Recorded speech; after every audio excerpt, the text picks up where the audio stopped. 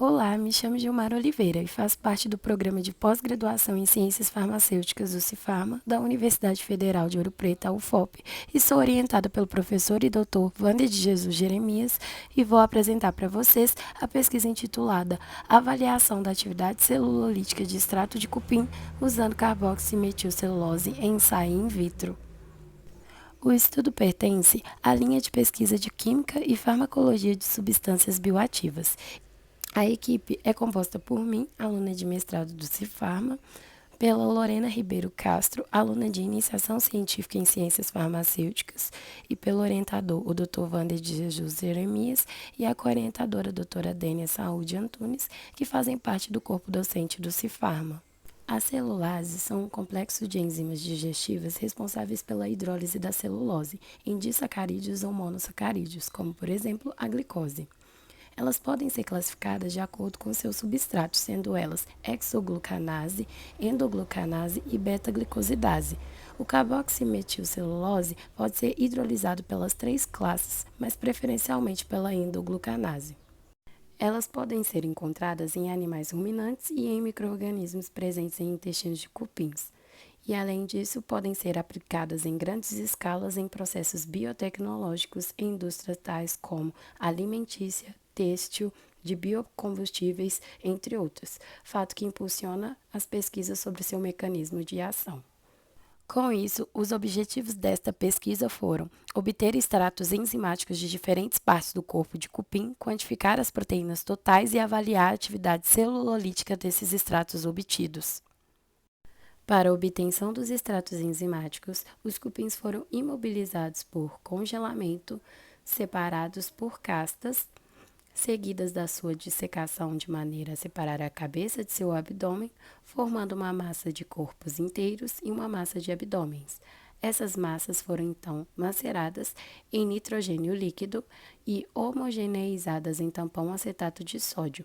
Após a agitação, eles foram centrifugados e os sobrenadantes resultantes foram filtrados e deram origem aos extratos enzimáticos. Além disso, outro extrato proteico obtido de Trichoderma viride, isolado de cupins e submetido a procedimentos de enriquecimento da atividade enzimática, foi gentilmente cedido pelo Dr. Hélio Ridio Babá e será utilizado também para fins de comparação. Para quantificar as proteínas totais de cada extrato enzimático obtido, foi realizado o método de Lone, utilizando o reagente de Foley cicator e uma curva de padrão de albumina de soro bovino. Essa curva foi construída para possibilitar a conversão dos valores de absorvância obtidos das amostras em respectivas concentrações de proteínas. Para a reação colorimétrica, 100 microlitros dos padrões ou das amostras ou do branco foram adicionados juntamente com 1.000 microlitros do reagente de cobre por 10 minutos. Em seguida, 100 microlitros do reagente de fólium foi acrescentado, homogeneizado e incubado por mais 10 minutos. Após a formação de cor, foi realizada a leitura espectrofotométrica a 625 nanômetros. De acordo com o princípio do método utilizado, a coloração azul é resultante da reação da proteína com o cobre e a redução do reagente fólium. A atividade celulolítica foi mensurada através do ensaio utilizando carboximetilcelulose CMC como substrato. Assim, foram utilizados 50 microlitros das amostras e do zero, com a adição de 50 microlitros de solução de substrato a 2%. Após incubação por 30 minutos em banho-maria a 50 graus Celsius, 10 microlitros de solução de parada foi acrescentada. No branco da enzima, esses extratos enzimáticos foram adicionados após a solução de parada, para averiguar qualquer tipo de catálise não hidrolítica.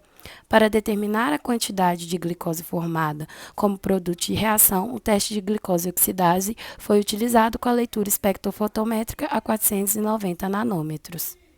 Além disso, uma curva padrão de glicose foi estabelecida, para possibilitar converter os valores de absorvância dos extratos agora em concentrações de glicose.